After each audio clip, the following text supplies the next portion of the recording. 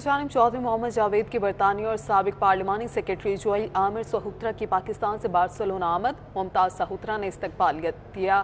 Socialist party Spain کے رہنما حافظ عبدالرزاق صادق کی خصوصی شرکت۔ استقبالیے میں کشمیری رہنما ملک شریف، الیگزینڈر راجو، جوزفین کسٹرینا، سید فریاد شاہ، چودھری سکندر حیات، لارا ناصر، نعیم طاہر، نعیم عباس، چودھری عمران، رضوان قاسمی، پروفیسر طاہر اور دیگر نے شرکت کی۔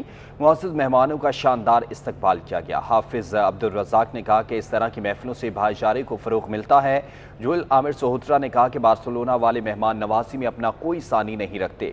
انہوں نے ملکی حالات پر تفصیلی گفتگو بھی کی۔